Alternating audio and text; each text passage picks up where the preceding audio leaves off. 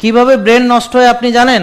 শোনেন, অনেক কারণে ব্রেন নষ্ট হয়। প্রথম হচ্ছে দুশ্চিন্তা যারা রেগুলার করে, যারা অতীতের নষ্ট ভাবনা ভাবে এবং ভবিষ্যৎ সম্পর্কে বাজে প্রেডিকশন করে, ওদের ব্রেন নষ্ট হয়ে যাবে। 2, যারা ব্যায়াম করে না, ওদের ব্রেন নষ্ট হয়ে যাবে। কিভাবে বুঝাচ্ছি? এক হচ্ছে, ধরেন আপনারা ভাবেন কি যে ব্রেনের কাজ কি জানেন আপনারা? মোটর ফাংশন, মানে আমাদের যে বডির মুভমেন্ট, যেই জিনিসের মুভমেন্ট নাই সেটার ব্রেন নাই। যেমন গাছ। পৃথিবীতে এক ধরনের সামুদ্রিক আছে, একটা শামুকের মতো। ওরা জীবনের একটা অংশে হাঁটাচলা করে, এদিক ওদিক যাওয়া আসা করে, তো ওদের ক্ষুদ্র একটা ব্রেন আছে। তারপরে জীবনের আর একটা পর্যায়ে তারা বসে বসে কাটায়, মানে আমরা এখন যেরকম আছি। আপনারা বেশিরভাগ তো বসে বসে কাটান, সবাই চেয়ারম্যান, তাই না? ঠিক আছে না? যাদের এক্সারসাইজ নেই। এখন খেয়াল করেন আমার কথা, মনোযোগ দিয়ে শোনেন। আপনারা কি বুঝতে অসুবিধা হচ্ছে?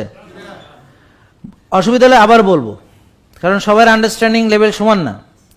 তাহলে ওই প্রাণীটা জীবনের একটি অংশ চলাফেরা করে, আরেকটি অংশ বসে কাটায়। কি করে? ধরেন চলাফেরার অংশ শেষ, একটা পাথরের গায়ে বসলো, আর নড়াচড়া করে না, সারা জীবন বসে কাটিয়ে দেয়। বিজ্ঞানীরা ওটা নিয়ে গবেষণা করে দেখলেন যে ওদের ক্ষুদ্র ব্রেনটা যখন সে নড়াচড়া করা বন্ধ করে, ব্রেনটা আস্তে আস্তে অ্যাট্রোফাইড হয়ে ওই ব্রেনটা চলে যায়। কারণ ব্রেনের দরকার না থাকলে ব্রেন থাকে। পৃথিবীতে মনে রাখবেন, যেটার প্রয়োজন নাই সেটা থাকে না। এটার ধর্মটা হচ্ছে, বলেন সবাই বলেন, ইউজ, মানে ব্যবহার করা। Use it or lose it. সবাই বলেন use it or lose it, মানে ব্যবহার না করিলে উহা ধ্বংস হইবে। তাহলে যে ব্রেনের ব্যবহার করে না তার ব্রেন ধ্বংস হবে। ঠিক আছে? এখন গাছের ব্রেন নেই কেন?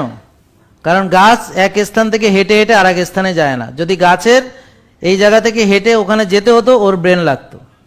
ব্রেনের মোটর মুভমেন্টগুলোকে সে কোঅর্ডিনেট করে। তার মানে ওই প্রাণীটা তখন যখন সে আর চলাফেরা বন্ধ করলো, ব্রেন অ্যাট্রোফাইড হয়ে গেল। আপনারা যারা ব্যায়াম করেন না, ওদের ব্রেন এরকম চুপসে অ্যাট্রোফাইড হয়ে যাবে। ক্লিয়ার? বুঝতে পেরেছেন? যে বাচ্চাদের আউটডোর গেমস নাই, খেলাধুলা করে না, ওদের ব্রেন কমে যাবে। এরপরে আপনার ইনফ্লামেশন হবে। কিভাবে ইনফ্লামেশন হবে ব্রেনে? সেটা হচ্ছে নষ্ট খেলে হবে, প্রসেসড ফুড খেলে হবে। যারা খোদার উপর খুদকারি করেছে খাবার নিয়ে, যারা আল্লাহর দেওয়া খাবার না খেয়ে মাইন্ডসেট নষ্ট করা খাবার খায় এবং বারবার খায়, ওদের হবে প্রদাহ। এছাড়া ওই যে টেনশন করলে প্রদাহ বাড়ে, ওই যে না ঘুমালে ব্রেন বিশ্রাম পায় না, প্রদাহ আরো বাড়ে। তো ব্রেনকে ভালো রাখার জন্য 9টার ভিতর ঘুমাতে যেতে হবে, 10টার ভিতর ঘুমাতে যাবে, 24 ঘন্টার মধ্যে 8 ঘন্টা ঘুমাতে হবে।